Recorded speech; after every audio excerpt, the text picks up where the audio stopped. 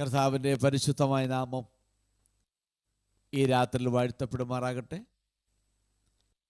ദൈവജന പഠനത്തിനായി സൂം ഫ്ലാറ്റിൽ വന്നിരിക്കുന്ന കർത്താവിൻ്റെ വിലപ്പെട്ട ദാസന്മാർ, മാതാപിതാക്കൾ എല്ലാവരെയും യേശുക്രിസ്തുവിന്റെ നാമത്തിൽ ഹൃദയാംഗമായി സ്വാഗതം ചെയ്തുകൊള്ളുന്നു.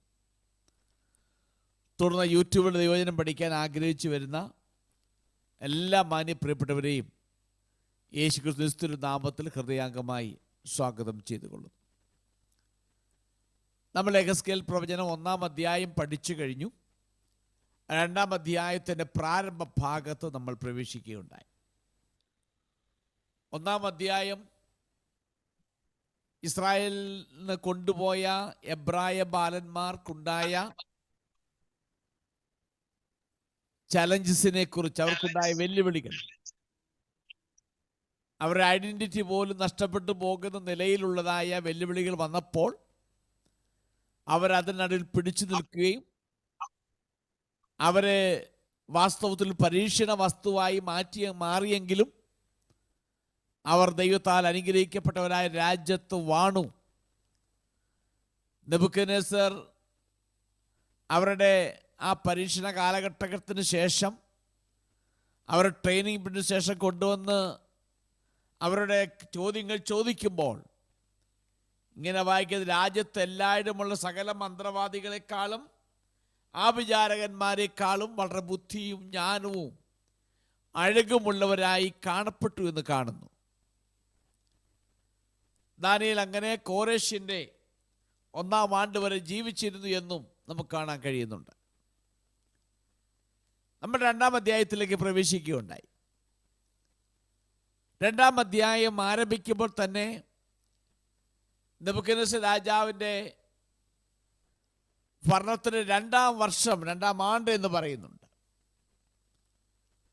അതിൽ 2-ാം വർഷം എന്ന് പറയുമ്പോൾ ഏത് മാസമാണെന്ന് പറയുന്നില്ല. അതുകൊണ്ട് ഏത് മാസത്തിലാണെന്നുള്ളത് വ്യക്തമായി പറയാൻ കഴിയത്തില്ല. അപ്പം അങ്ങനെയെങ്കിൽ ആ സമയങ്ങൾ ദാനിയേൽ എവിടെയായിരുന്നു നമ്മൾ ചിന്തിക്കുകയുണ്ടായി. ദാനിയേൽ കൂടെയുള്ളവർ. കാരണം നെബൂഖദ്നേസർ രാജാവ് പിതാവ് മരിച്ച ശേഷമാണ് താൻ രാജ്യവാഴ്ച ഏൽക്കുന്നത്. ആ കാലഘട്ടത്തിലാണ് ദാനിയേലും കൂട്ടരും പോയത്. അതുകൊണ്ട് ഒരുപക്ഷെ ആ ട്രെയിനിങ് പീരീഡിലായിരിക്കാമെന്ന് പൂർണ്ണമായി മനസ്സിലാക്കുവാൻ കഴിയും. അങ്ങനെ രാജാവ് ഒരു സ്വപ്നം കാണുന്നു. അവനെ മനസ്സ് വ്യാകുലപ്പെടുന്നു. അവന് ഉറക്കമില്ലാതെയായി തീർന്നു. ഇതാണ് പഠിച്ചു നിർത്തിയത്. നമുക്ക് 2-3 വാക്യം ഒന്ന് വായിക്കാം. 2-ാം അധ്യായത്തിൻ്റെ 2 മുതൽ 5 വരെയുള്ള വാക്യങ്ങൾ ഒന്ന് വായിക്കാം. രാജാവിനോട് സ്വപ്നം അറിയിപ്പാൻ, കേൾക്കാവോ പാസ്റ്ററെ? കേൾക്കാം. രാജാവിനോട് സ്വപ്നം അറിയിപ്പാൻ മന്ത്രവാദികളെയും ആഭിചാരകന്മാരെയും ക്ഷുദ്രക്കാരെയും കൽദ്യരെയും വിളിപ്പാൻ രാജാവ് കൽപ്പിച്ചു. അവർ വന്ന് രാജസന്നിധിയിൽ നിന്നു. രാജാവ് അവരോട്, ഞാനൊരു സ്വപ്നം കണ്ടു, സ്വപ്നം ഓർക്കാഞ്ഞിട്ട് എൻ്റെ മനസ്സ് വ്യാകുലപ്പെട്ടിരിക്കുന്നു എന്ന് കൽപ്പിച്ചു. അതിന് കൽദയർ ആരാമ്യ ഭാഷയിൽ രാജാവിനോട്, രാജാവ് ദീർഘായുസ്സായിരിക്കട്ടെ, സ്വപ്നം അടിയങ്ങളോട് കൽപ്പിച്ചാലും അർത്ഥം ബോധിപ്പിക്കാം എന്നുണർത്തിച്ചു. രാജാവ് കൽദയരോട് ഉത്തരം അരുളിയത്, വിധി കൽപ്പിച്ചു പോയി, സ്വപ്നവും അർത്ഥവും അറിയിക്കാഞ്ഞാൽ നിങ്ങളെ കഷണം കഷണമായി ശകലിക്കുകയും വീടുകളെ കുപ്പക്കുന്നാക്കുകയും ചെയ്യും. ഓക്കെ. രാജാവ് സ്വപ്നം കണ്ടു. എന്നാൽ സ്വപ്നം എന്താണെന്ന് വെളിപ്പെടുത്തിയില്ല.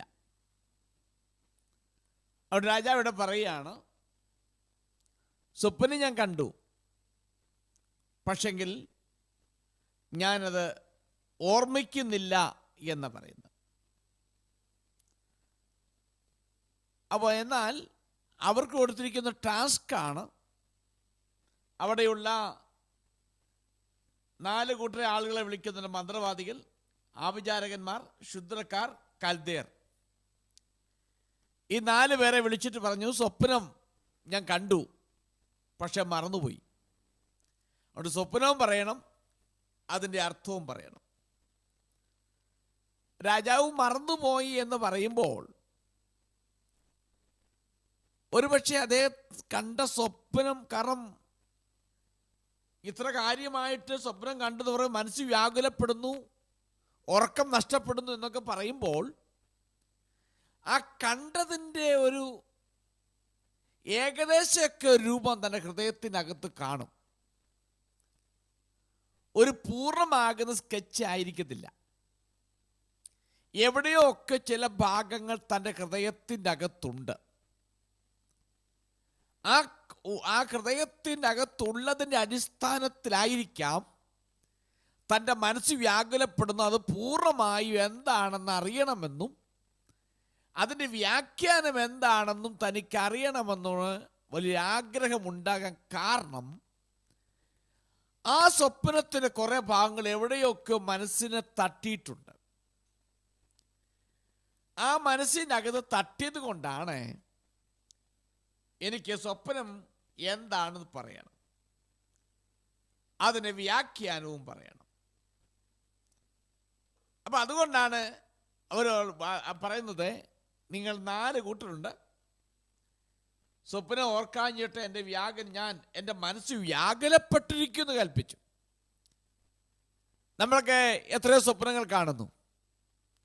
നേരം വെളുത്തത് കണ്ണ് അതെല്ലാം മറന്നുപോയി എന്ന് പറഞ്ഞ് നമ്മളാരും വ്യാകുലപ്പെട്ടിരിക്കാറില്ല. കണ്ടത് കണ്ടു, അതിൻ്റെ അപ്പുറത്ത് വേറെ കാര്യങ്ങളൊന്നുമില്ല. അപ്പോൾ ഇദ്ദേഹം കണ്ടത് എവിടെയോ കുറേ ഭാഗങ്ങൾ ഒരു പുക പോലെ എവിടെയൊക്കെയോ മനസ്സിൻ്റെ അകത്തുണ്ട്. ആ കണ്ടത് തൻ്റെ ഹൃദയത്തെ ഒത്തിരി വ്യാകുലപ്പെടുത്തുന്നുണ്ട്. അതുകൊണ്ട് പൂർണ്ണമായി കാണണം തന്നൊരു ആഗ്രഹം. അതുകൊണ്ട് ആണ് ഈ 4 കൂട്ടരെ വിളിച്ചത്. ഈ 4 കൂട്ടർ പറയുന്നത്, ഞങ്ങൾക്ക് രാജാവ് പറയുന്നത് വളരെ പ്രയാസമുള്ള കാര്യമാണ്. നീ ഈ സ്വപ്നം പറയാമെങ്കിൽ ഞങ്ങൾ അർത്ഥം വ്യാഖ്യാനിക്കാം. നമ്മൾ 9-ാം വാക്യത്തിൽ വരുമ്പോൾ രാജാവ് പറയുന്നുണ്ട്, അതിൻ്റെ അർത്ഥം പറയുവാൻ കഴിയുമെന്ന് ഞാൻ മനസ്സിലാക്കണമെങ്കിൽ ആദ്യം നിങ്ങൾ സ്വപ്നം പറയണം.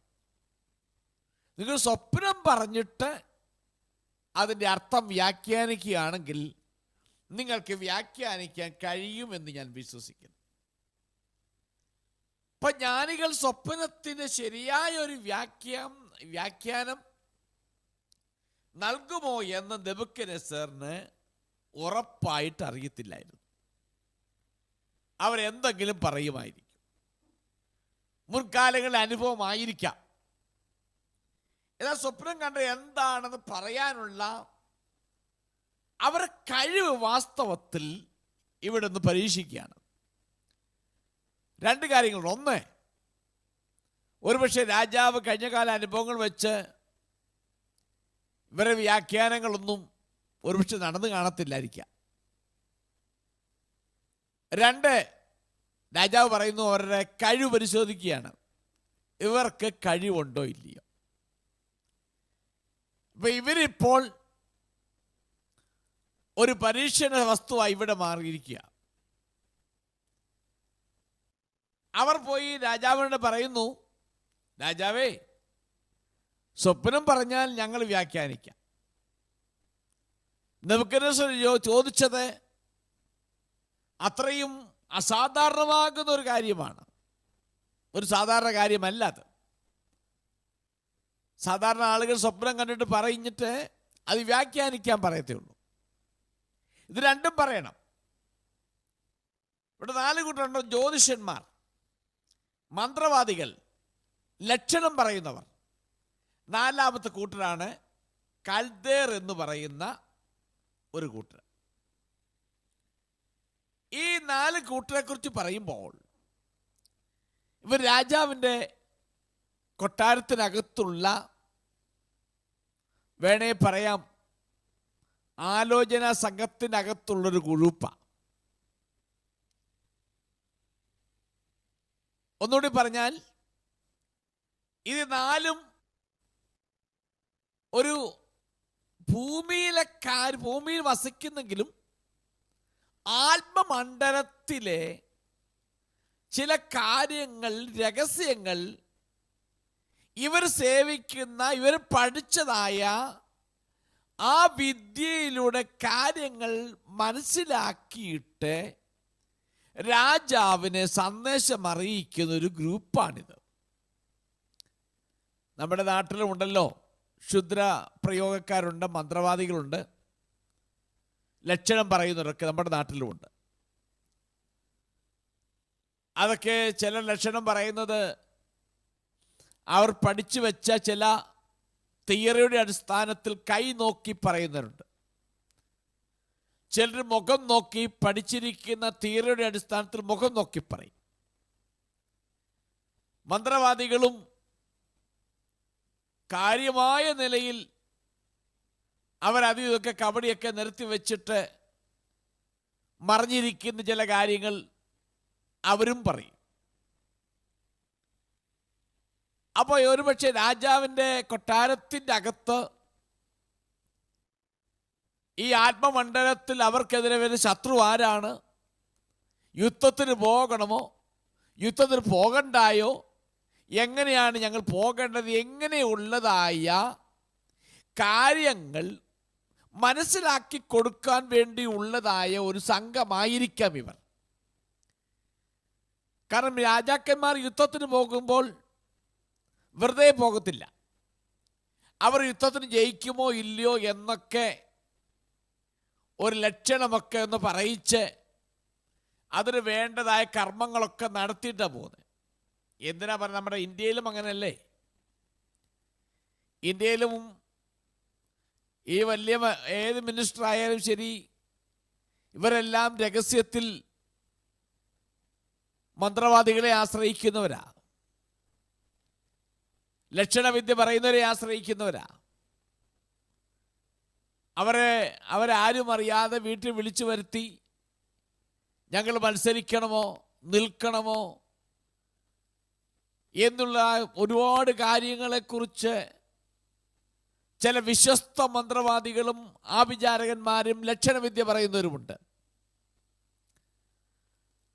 നമ്മുടെ വാർത്താ മാധ്യമങ്ങൾക്ക് ചില വിഷയങ്ങൾ വരുമ്പോൾ അങ്ങനെയുള്ള ആളുകളുടെ പേരുകൾ വെളിപ്പെടുത്തുന്ന കാണാം. ചിലപ്പോൾ ചില ചില മുഖ്യമന്ത്രിമാർ പോലും മറ്റേടത്ത് പോയി ആലോചന ചോദിച്ചിട്ട് ശേഷം മാത്രമേ ഒരു നിയമം പാസ്സാക്കുകയോ അവരെ ആലോചന പ്രകാരം അവർ ഭരിക്കുന്നത്. അവർക്ക് സ്വയമേ ഭരിക്കാൻ ബുദ്ധിമുട്ടാണ്. IAS ഓഫീസേഴ്സ് ഉണ്ടെങ്കിലും ഇവരിങ്ങനെയുള്ള ആളുകൾ അടുക്കൽ പോയി ആലോചന കേട്ട ശേഷം മാത്രമേ അവർ നടത്തത്തുള്ളൂ. അപ്പം ആ നിലയിലുള്ളതായ ഒരു ഗ്രൂപ്പാണിത്. ഇത് അവരുടെ ഉപജീവന മാർഗമാണിത്. ഇതുകൊണ്ടാണ് അവർ കഴിയുന്നത്. അതുകൊണ്ട് രാജാവ് പറഞ്ഞ കാര്യങ്ങൾ അവർ ചെയ്തിരിക്കണം. ഇല്ല എങ്കിൽ അവർ കുടുംബം നഷ്ടപ്പെട്ടു. അതുകൊണ്ട് അവർ ചെയ്യുമെന്ന് രാജാവ് വളരെ പ്രതീക്ഷയോടിരിക്കുകയാണ്. അപ്പം ആ സമയത്താണ് അവർക്ക് കൊടുക്കുന്ന ഒരു ഓർഡറാണ്, നിങ്ങൾ പറഞ്ഞില്ല എങ്കിൽ, 5-ാമത്തെ വാക്യം പറഞ്ഞില്ലെങ്കിൽ നിങ്ങളെ കണ്ണിച്ച് കളി, കഷ്ണം കഷ്ണമായി മുറിക്കും. ഈ നെബൂഖദ്നേസർ രാജാവിൻ്റെ കഠിനമാകുന്നൊരു ഭീഷണിയാണിത്. ഇതൊരു വധശിക്ഷാ രീതിയാണ്.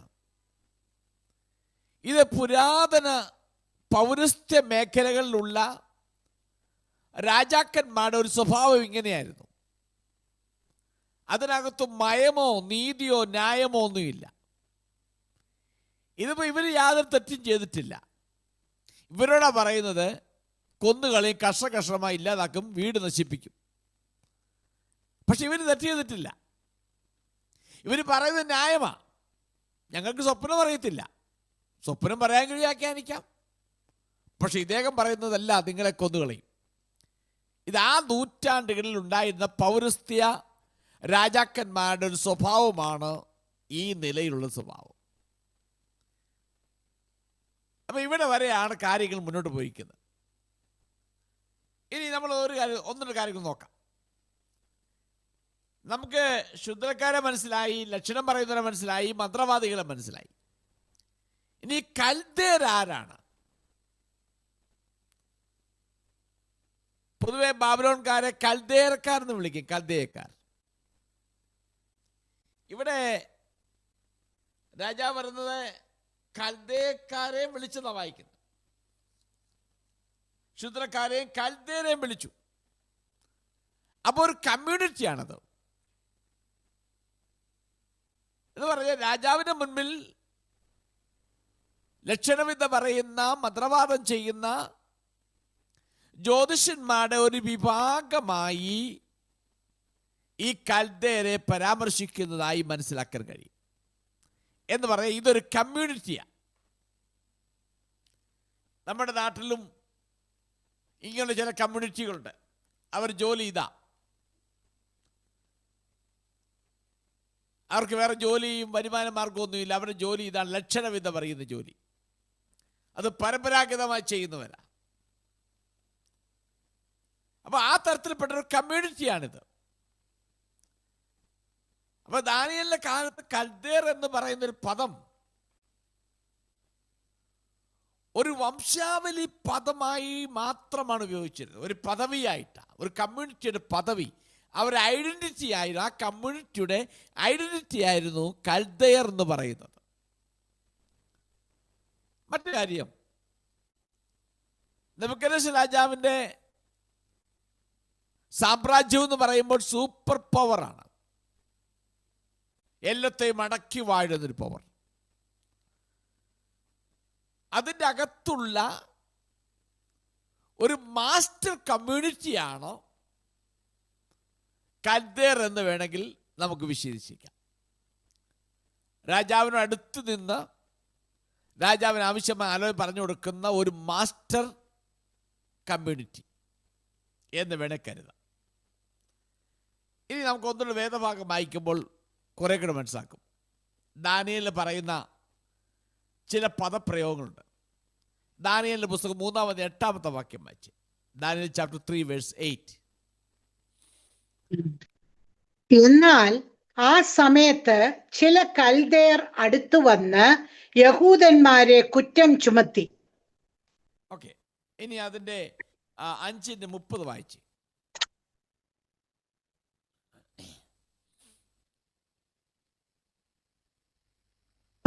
ആ രാത്രിയിൽ തന്നെ കൽദേ രാജാവായ ബേൽഷസർ കൊല്ലപ്പെട്ടു. അപ്പൊ അവിടെ വായിക്കുന്നത് കൽദേ രാജാവായ ബേൽഷസർ. അപ്പൊ കൽദേ കമ്മ്യൂണിറ്റി പെട്ട ആള്. അതിന് മുമ്പും പറയുന്നത് കൽദേർ എന്ന് 3:8 വാക്യത്തിൽ വായിച്ചു. കൽദേർ എന്ന് പറയുന്ന ഒരു പദപ്രയോഗം കണ്ടു. എന്നാൽ ആ സമയത്ത് ചില കൽദേർ അടുത്ത് വന്നു. ഇതൊരു കമ്മ്യൂണിറ്റിയാണ്. അതാണ് ഇവിടെ കൽദേർ എന്ന് പറയുന്ന പദം കൊണ്ട് അർത്ഥമാക്കുന്നത്. ഇനി നമ്മൾ 2-ാം അധ്യായത്തിന് 4-ാമത്തെ വാക്യം വായിക്കുമ്പോൾ അത് കൽദേർ അരാമ്യ ഭാഷയിൽ രാജാവിനോട് ദീർഘായുസ്സോടിരിക്കട്ടെ എന്ന് പറഞ്ഞു. അതുകൊണ്ട് ഈ 2-ാം അധ്യായത്തിന് 4-ാമത്തെ വാക്യം മുതൽ 7-ാം അധ്യായത്തെ 28-ാമത്തെ വാക്യം വരെ ഇത് എഴുതിയിരിക്കുന്ന അരാമ്യ ഭാഷയിലാണ്. നമുക്കറിയാം, പഴയ നിയമം എഴുതപ്പെട്ടത് എബ്രായ ഭാഷയിലാണ്, പുതിയ നിയമം എഴുതപ്പെട്ടത് ഗ്രീക്ക് ഭാഷയിലാണ്. എന്നാൽ വേദപുസ്തകത്തിൽ എവിടെയോ ചില കൊച്ചു കൊച്ചു ഭാഗങ്ങൾ അരാമ്യ ഭാഷയിൽ ചില വാക്കുകൾ മറ്റെഴുതിയിട്ടുണ്ട്. എന്നാൽ പഴയ നിയമത്തിൽ ഏറ്റവും വലിയ ഒരു പാസേജാണ്, അരാമ്യ ഭാഷയിൽ എഴുതപ്പെട്ട ഒരു വലിയ ഭാഗമാണ് ദാനിയേൽ പുസ്തകം 2-ാം അധ്യായം 4-ാമത്തെ വാക്യം മുതൽ 7-ാം അധ്യായം 28-ാമത്തെ വാക്യം വരെ. അരാമ്യ ഭാഷ എഴുതിയ ഒരേ ഒരു ഭാഗമാണ് പഴയ നിയമത്തിലെ. ബാബിലോൺ സാമ്രാജ്യത്തിന്റെ ഭാഷയായിരുന്നു അത്. നമ്മൾ മനസ്സിലാക്കേണ്ട വസ്തുത. അപ്പൊ ഇവരുടെ ജോലി എന്ന് പറയുന്ന ലക്ഷണം പറയുക, കാര്യങ്ങൾ വ്യാഖ്യാനിച്ചു കൊടുക്കുക. ഞാൻ ഈ ഭാഗം ചിന്തിച്ചപ്പോൾ എൻ്റെ മനസ്സിലേക്ക് ഓടി വന്നൊരു ഭാഗമുണ്ട്. ഇവരും നന്നായി ലക്ഷണം പറയും, നന്നായി ആലോചന കൊടുക്കും, അതിലൊക്കെ രാജാവ് ജയിക്കാറുണ്ട്, സക്സസ് ആകാറുണ്ട്. പക്ഷെ അവർ പറയുന്നത് മുഴുവൻ അവർ സേവിക്കുന്ന ദൈവത്തിലൂടെ, ഏതിനെ സേവിക്കുന്നു അവരെ മുഖേന, അത് മുഖേന ആത്മമണ്ഡലത്തിലെ രഹസ്യങ്ങൾ ചോർത്തിയെടുത്തിട്ടാണ് പറയുന്നത്. അതുകൊണ്ട് ഒരു യാഥാർത്ഥ്യം ഓർത്തിരിക്കുക, എല്ലാ അത്ഭുതങ്ങളും ദൈവികമല്ല, എല്ലാ ആലോചനയും ദൈവികമല്ല. അതുകൊണ്ട് ആരെങ്കിലും എന്തെങ്കിലും പറയുമ്പോൾ അത് കറക്റ്റായിരുന്നു എന്ന് പറഞ്ഞുകൊണ്ട് ഓടിപ്പിടിച്ച് അതിൻ്റെ പുറകെയൊന്നും പോകല്ലേ. കാണാൻ അത്ഭുതങ്ങളുടെ എല്ലാം പുറകെ പോവുകയും ആരെങ്കിലും എന്തെങ്കിലും പറയുന്നത് ഒത്തുവരികയും ചെയ്യുമ്പോൾ അതിൻ്റെ പുറകെയെല്ലാം പോകാൻ തുടങ്ങിയാൽ നമ്മൾ അബദ്ധങ്ങളിൽ പോയി വീഴും. അതുകൊണ്ട് നന്നായി ചിന്തിച്ച് ആലോചിച്ച് ഒക്കെ മാത്രമേ ഇങ്ങനെയുള്ള കാര്യങ്ങൾക്ക് കൈ കൊടുക്കാവൂ എന്ന കാര്യം ഞാൻ ഈ വചനത്തിൻ്റെ അടിസ്ഥാനത്തിൽ പറയുകയാണ്. കാരണം മോശ മിസ്രൈമിൽ ചെന്ന് വടി നിലത്തിട്ടു, അത് പാമ്പായി മാറി. മിസ്രൈമിലെ മന്ത്രവാദികളും അവരുടെ മന്ത്രത്തിലൂടെ വടി നിലത്തിട്ട് പാമ്പായി മാറി. അപ്പൊ അവർക്കും അത്ഭുതം പ്രവർത്തിക്കാം. അപ്പൊ അതുകൊണ്ട് അത്ഭുതമെല്ലാം ദൈവികമാണെന്ന് ചിന്തിക്കല്ലേ. ദൈവികമാണെന്ന് പറഞ്ഞുകൊണ്ട് കാണുന്നിടത്തെല്ലാം ഓടിപ്പോകല്ലേ. കേൾക്കുന്ന ദൂതെല്ലാം സത്യമാണെന്ന് പറഞ്ഞുകൊണ്ട് അതിനെല്ലാം പുറകെ പോകല്ലേ. ഈ കാലഘട്ടം അപ്പം അതുകൊണ്ട് വളരെ സൂക്ഷിച്ച് നന്നായി കാര്യങ്ങൾ ഗ്രഹിച്ച ശേഷം മാത്രമേ ഇങ്ങനെയുള്ള കാര്യങ്ങൾക്ക് നമ്മൾ കൈ കൊടുക്കാവുന്ന കാര്യം ഓർമ്മ. കാരണം അവർക്കും ആത്മമണ്ഡലത്തിൽ എന്താ നടക്കുന്നതെന്നും അതിലൂടെ അവർക്ക് എന്താ വിജയം കിട്ടാൻ പോകുന്നതും പരാജയപ്പെടുന്നതും ഒക്കെ അവർക്ക് മനസ്സിലാക്കാൻ കഴിയും. അതിലൂടെയാണ് അവർ രാജാവിനെ ധരിപ്പിക്കുന്നത്. അതുകൊണ്ട് ഇതിൻ്റെ എല്ലാം കേട്ടിട്ട് പുറകെ പോകാതെ നമ്മൾ യഥാർത്ഥമായി ദൈവത്തിൽ ആശ്രയിച്ച് ജീവിപ്പാൻ നമ്മൾ തയ്യാറാകണം. ഇനി നമുക്ക് 10 മുതൽ 11 വരെയുള്ള വാക്യങ്ങളൊന്ന് വായിച്ച്. രാജസന്നിധിയിൽ ഉത്തരം ബോധിപ്പിച്ചത്, രാജാവിന്റെ കാര്യം അറിയിപ്പാൻ കഴിയുന്ന ഒരു മനുഷ്യനെയും ഭൂമിയിലില്ല. എത്രയും മഹാനും ബലവാനുമായ യാതൊരു രാജാവും ഇങ്ങനെയുള്ള കാര്യം ഒരു മന്ത്രവാദിയോടോ ആഭിചാരകനോടോ കൽദേരനോടോ ഒരിക്കലും ചോദിച്ചിട്ടില്ല. രാജാവ് ചോദിക്കുന്ന കാര്യം പ്രയാസമുള്ളതാകുന്നു. തിരുമുമ്പിൽ അത് അറിയിപ്പാൻ ജഡവാസമില്ലാത്ത ദേവന്മാർക്കല്ലാതെ മറ്റാർക്കും കഴിയുകയില്ല. ഇവിടെ നെബൂഖദ്നേസർ രാജാവിൻ്റെ അപേക്ഷയുടെ അസാധ്യ കാര്യങ്ങൾ ജ്ഞാനികൾ വിശദീകരിക്കുകയാണ്. രാജാവിൻ്റെ കാര്യം പറയുവാൻ കഴിയുന്ന അവർ പറയുന്നു, ഒരു മനുഷ്യനും ഭൂമിയിലില്ല. കൽദേർ എന്ന് പറയുന്നത്, കൽദേർ എന്ന് പറഞ്ഞപ്പോൾ ഒരു കാര്യം മനസ്സിലാക്കണം, യഥാർത്ഥ വെളിപ്പാട് ദൈവത്തിൽ നിന്നാണ് മനുഷ്യനിലേക്ക് വരുന്നത് എന്ന് ഈ കൽദേക്കാർ സമ്മതിക്കുന്നു. അതുകൊണ്ട് എല്ലാ വെളിപ്പാടും ദൈവികമല്ല. ഇവിടെ യഥാർത്ഥമാകുന്ന വെളിപ്പാടൊന്നുണ്ട്. അവർക്ക് മനസ്സിലായി, അവർ ഇതുവരെ കൊണ്ട് നടന്നത് കൊണ്ടൊന്നും രാജാവ് ചോദിച്ച ചോദ്യത്തിന് ഉത്തരം കൊടുക്കാനൊക്കത്തില്ല. അതുകൊണ്ട് ഇത് പറയണമെങ്കിൽ യഥാർത്ഥമാകുന്നൊരു വെളിപ്പാട് ദൈവത്തിൽ നിന്നുണ്ടെങ്കിൽ മാത്രമേ സാധിക്കത്തുള്ളൂ. ഒരുപക്ഷെ അവരുടെ നിലവുകൾക്കൊക്കെ വിരുദ്ധമായി വെളിപ്പാടെന്ന് പറയുന്ന മനുഷ്യൻ്റെ ഒരു നേട്ടമായിട്ടായിരിക്കും അവർ കാണുന്നത്. കാരണം അവർ വ്യാഖ്യാനിച്ചു കൊടുക്കുന്നു. രഹസ്യങ്ങളെ വെളിപ്പെടുത്തുമ്പോൾ അവർക്കതിൻ്റെ ക്രെഡിറ്റ് വരുന്നു.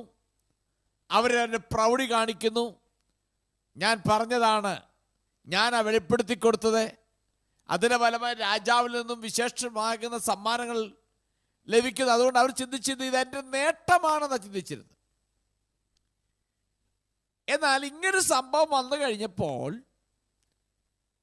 അവർ ആ നേട്ടങ്ങളൊക്കെ തക്ക സമയത്തെ പ്രയോജനപ്പെട്ടില്ല. അവർക്ക് മനസ്സിലായി യഥാർത്ഥമാകുന്ന വെളിപ്പാട് ലഭിക്കണമെങ്കിൽ ദൈവത്തിൽ ഒക്കത്തുള്ളൂ. അതിൻ്റെ എക്സ്പ്ലനേഷനാണ് 11ാമത്തെ വാക്യം. ജഡവാസമില്ലാത്ത ദേവന്മാർക്ക് മാത്രമേ ഇത് വ്യാഖ്യാനിക്കാനൊക്കത്തുള്ളൂ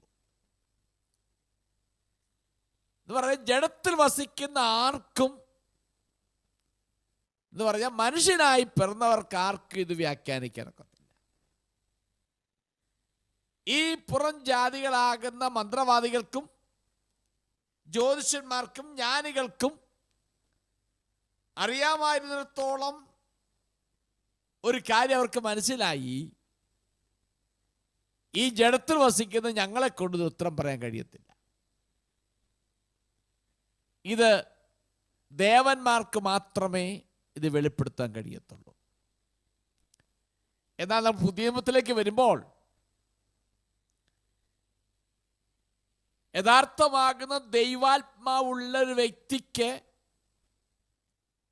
നിശ്ചയമായും ഇതെല്ലാം വെളിപ്പെട്ട് കിട്ടുമെന്ന് പഠിപ്പിക്കുന്നുണ്ട്. ജഡത്തിൽ വസിക്കുമ്പോൾ തന്നെ ദൈവാത്മാവിനാൽ നമുക്കറിയാം, പഴയ നിയമത്തിൽ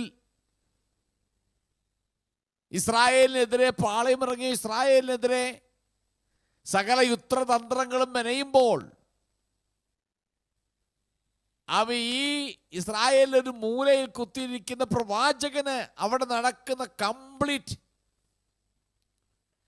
കാര്യങ്ങൾ ഗ്രഹിക്കുവാനുള്ളതായ ഒരു ആത്മാവിന് ശക്തി തനിക്കുണ്ടായിരുന്നു. അതുകൊണ്ടാണ് ഇസ്രായേലിനെതിരെ മിദ്യാനിൽ പാളയമിറങ്ങുമ്പോൾ, മിദ്യാന് സ്ട്രാറ്റജി തയ്യാറാക്കുമ്പോൾ ഈ ഇസ്രായേലിന് കോണിലിരിക്കുന്ന എലിശായിക്ക് സകല കാര്യങ്ങളും ഗ്രഹിക്കുവാൻ കഴിയുമായിരുന്നു. അപ്പൊ യഥാർത്ഥമാകുന്ന ഒരു വെളിപ്പാട് ദൈവികമാകുന്ന ഇടപെടലിലൂടെ, ദൈവികമാകുന്ന അടുപ്പത്തിലൂടെ തൻ്റെ ഭക്തന്മാർക്ക് അത് വെളിപ്പെടുത്തി കൊടുക്കുന്നു. വചനം ഇങ്ങനെ പറയുന്നു, ദൈവം തൻ്റെ ഭക്തന്മാരെ അറിയിക്കാതെ ഒരു കാര്യവും ചെയ്യുകയില്ല. അങ്ങനെയെങ്കിൽ ഈ കാലഘട്ടത്തിൽ ദൈവത്തിൻ്റെ വക്താക്കളായി നമ്മെ വെച്ചിരിക്കുന്നതെങ്കിൽ നമുക്കും ലോകത്തിൽ എന്താണ് സംഭവിക്കാൻ പോകുന്നത് എന്നുള്ളതിനെ കുറിച്ച് വ്യക്തമായ വെളിപ്പാട് ലഭിച്ചിരിക്കുന്നത് തൻ്റെ ജനത്തിനാണ്.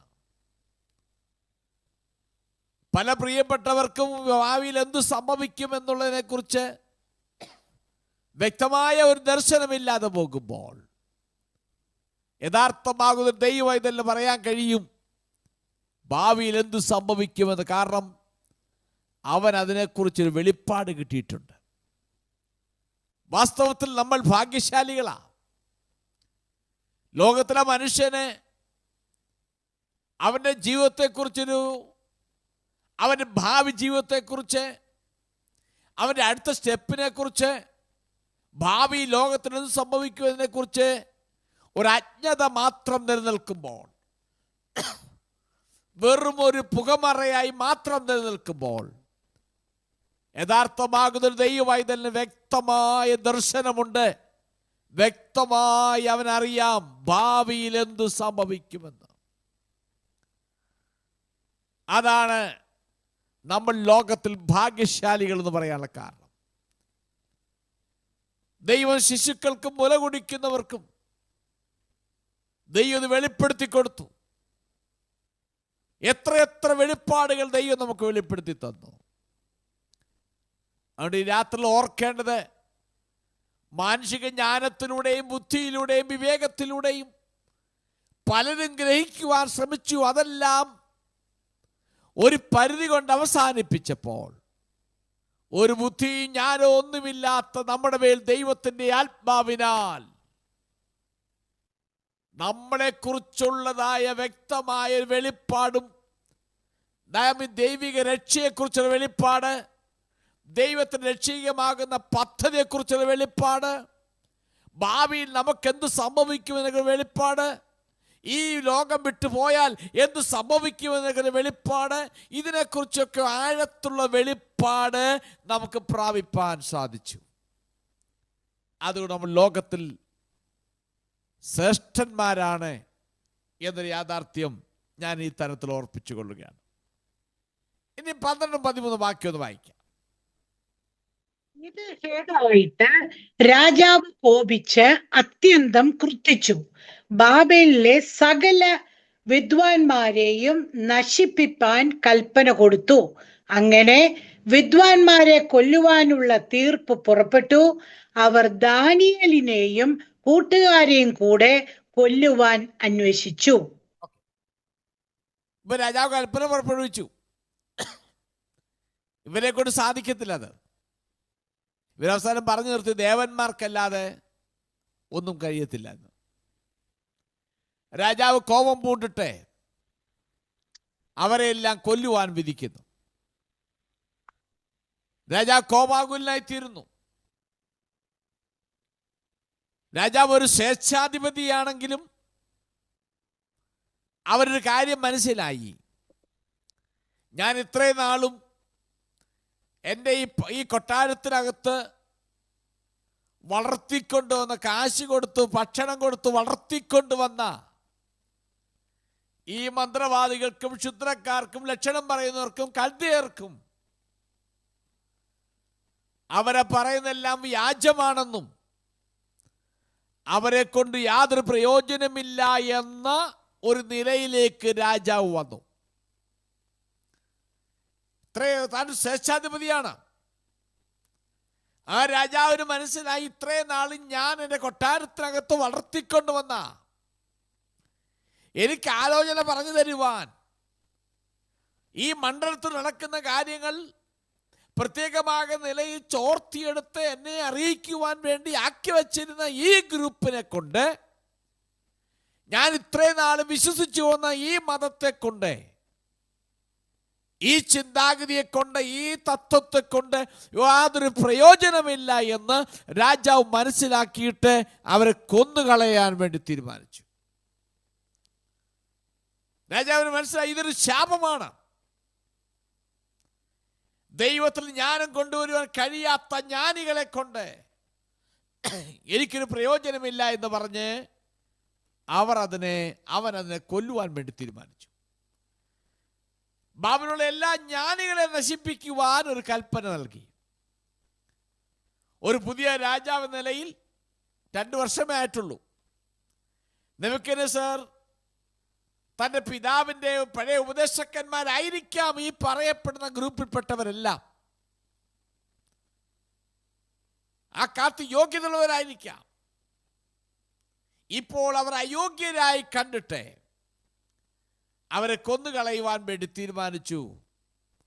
ഒരു ശുദ്ധീകരണത്തിലേക്ക് രാജാവ് നീങ്ങുകയാണ്. അടുത്തതാണ് നാം ഈ പഠിച്ചു വരുന്ന ഏറ്റവും പ്രധാനപ്പെട്ട ഭാഗം. ഇനിയും മുതലുള്ള വാക്യങ്ങളാണ്. അതിന് 14 മുതൽ 16 വാക്യങ്ങളൊന്ന് വായിച്ച്.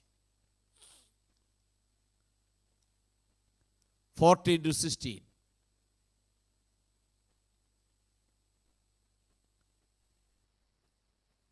എന്നാൽ രാജാവിന്റെ അകമ്പടി നായകനായി ബാബേലിലെ വിദ്വാൻമാരെ കൊന്നുകളവാൻ പുറപ്പെട്ട ആര്യോക്കിനോട് ദാനിയേൽ ബുദ്ധിയോടും വിവേകത്തോടും കൂടെ ഉത്തരം പറഞ്ഞു. രാജസന്നിധിയിൽ നിന്ന് ഇത്ര കഠിന കൽപ്പന പുറപ്പെടുവാൻ സംഗതി എന്ത് എന്നവൻ രാജാവിന്റെ സേനാധിപതിയായ അരിയോക്കിനോട് ചോദിച്ചു. അരിയോക്ക് ദാനിയേലിനോട് കാര്യം അറിയിച്ചു. ദാനിയേൽ അകത്ത് ചെന്ന് രാജാവിനോട് തനിക്ക് സമയം തരണമെന്നും താൻ രാജാവിനോട് അർത്ഥം അറിയിക്കാമെന്നും ബോധിപ്പിച്ചു. ഓക്കെ, ഇവിടെ വന്ന് ഇപ്പൊ എവിടെ എത്തി? ദാനിയേലിനെയും സഹോദരന്മാരുടെ അടുക്കൽ ഈ ഓർഡർ എത്തി. ദൈവം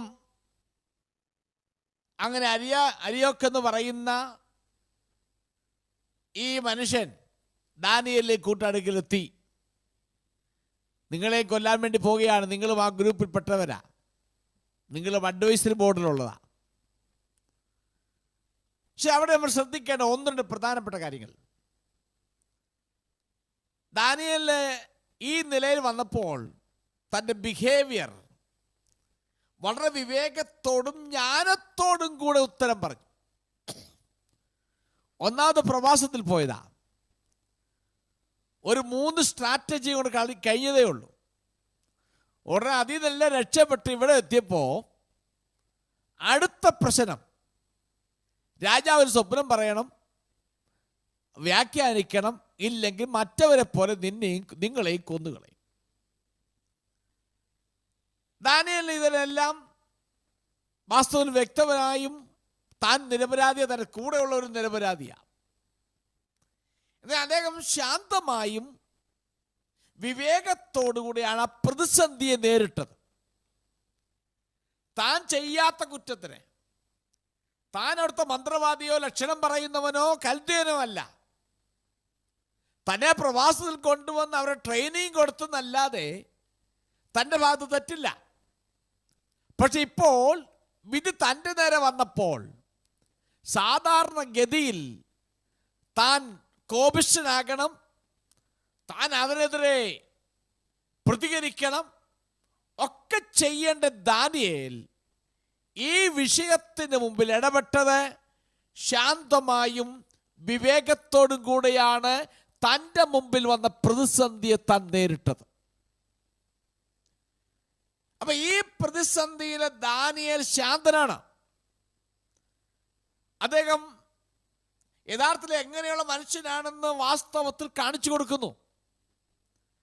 ഒരർത്ഥത്തിൽ നാം മനസ്സിലാക്കുമ്പോൾ പ്രതിസന്ധികൾ എപ്പോഴും ഒരിക്കലും ഒരു മനുഷ്യനെ സൃഷ്ടിക്കുകയല്ല, പിന്നെയോ മനുഷ്യനിലുള്ളതായ ഇന്റഗ്രിറ്റിയെ, അവനിലുള്ള സത്യസന്ധതയെ, അവൻ ആരാണ് എന്ന് വെളിപ്പെടുത്തുന്നതാണ് അവൻ അഭിമുഖീകരിക്കുന്ന പ്രതിസന്ധികൾ എന്ന് പറയുന്നത്. ഞാൻ ആ ഭാഗം പറഞ്ഞ് രാത്രി നിർത്താം. ഒരു മനുഷ്യന്റെ ജീവിതത്തിൽ ഉണ്ടാകുന്ന പ്രതിസന്ധി എന്ന് പറയുന്നത് ഒരിക്കലും ഒരു മനുഷ്യനെ സൃഷ്ടിക്കുവാനല്ല, ആ മനുഷ്യനിലുള്ള, ആ വ്യക്തിയിലുള്ളതായ മനുഷ്യനെ വെളിപ്പെടുത്തുന്നതാണ് പ്രതിസന്ധി എന്ന് പറയുന്നത്.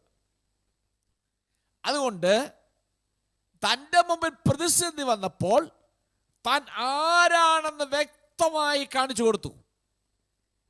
ഇവരെല്ലാം പോയി ഒരുപക്ഷെ രാജാവിന് സന്നിധി ചെന്ന് അത് ഇതൊക്കെ പറയുമ്പോൾ ദാനിയേൽ കേട്ട് ശാന്തനായി വിവേകത്തോടും ബുദ്ധിയോടും കൂടെ ആ പ്രതിസന്ധിയെ നേരിട്ടു. താൻ ആരാണെന്നുള്ള ബോധ്യം ഉണ്ടായിട്ട് ആ അരിയോക്കിന് മുമ്പാകെ താൻ വെളിപ്പെടുത്തി കൊടുക്കുന്നു താൻ ആരാണെന്നുള്ളത്. നാം ഒരു കാര്യം മനസ്സിലാക്കേണ്ടത്, നാം ഒരു ദൈവമകൻ എന്ന നിലയിൽ, ദൈവമകൾ എന്ന നിലയിൽ പലപ്പോഴും ജീവിതത്തിൽ പ്രതിസന്ധികൾ നമുക്കുണ്ടായിരിക്കാം. ആ പ്രതിസന്ധികൾ എന്ന് പറയുന്നത് ഒരേ തരത്തിൽപ്പെട്ടതായിരിക്കത്തില്ല, അത് പല നിലകളിലുള്ളതായിരിക്കാം.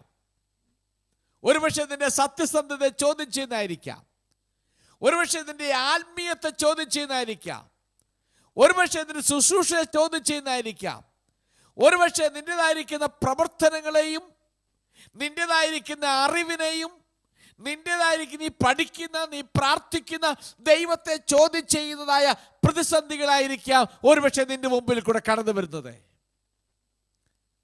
പക്ഷെ നീ യഥാർത്ഥമായി രക്ഷിക്കപ്പെട്ട് സ്നാനപ്പെട്ട് ദൈവവുമായി ബന്ധമുള്ള വ്യക്തിയാണെങ്കിൽ അതിന് മുമ്പിൽ പതറിയിട്ട് ഹൃദയം കലങ്ങിയിട്ട് വായി വരുന്നതെല്ലാം വിളിച്ചു പറഞ്ഞ് നമുക്ക് ഇഷ്ടമല്ലാത്ത നിലയിൽ ബിഹേവ് ചെയ്യുന്നതല്ല ഒരു യഥാർത്ഥ ഭക്തന്റെ ജീവിതം എന്ന് പറയുന്നത്.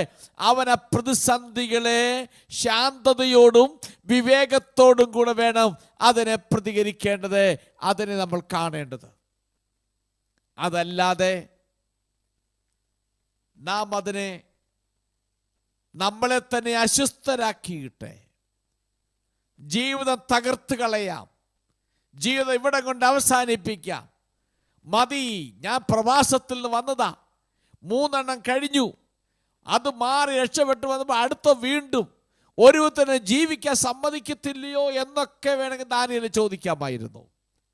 ഞാൻ അതൊക്കെ തെറ്റെന്ത് ചെയ്തു എന്ന് വേണമെങ്കിൽ ദാനിയേൽ ചോദിക്കാമായിരുന്നു. ഇത് എന്നെ കേൾക്കുന്ന ദൈവത്തിൻ്റെ മക്കളെ, യൂട്യൂബിൽ എന്നെ ശ്രദ്ധിക്കുന്ന പ്രിയപ്പെട്ടവരെ, നാം യഥാർത്ഥമായി ക്രിസ്തേശുവിൽ ഭക്തിയോട് ജീവിക്കുന്നവർക്ക് നിശ്ചയമായി ഉപദ്രവം ഉണ്ടാകുമെന്ന് ദൈവത്തിന്റെ വചനം ഇങ്ങനെ പറയുന്നു. നിങ്ങളെക്കുറിച്ച് എല്ലാ തിന്മയും കളവായി പറയുമ്പോൾ നിങ്ങൾ സന്തോഷിപ്പീൻ, നിങ്ങളുടെ പ്രതിഫലം സ്വർഗത്തിൽ വലുതാകുന്നു എന്ന് ദൈവത്തിന്റെ വചനം പഠിപ്പിക്കുന്നു.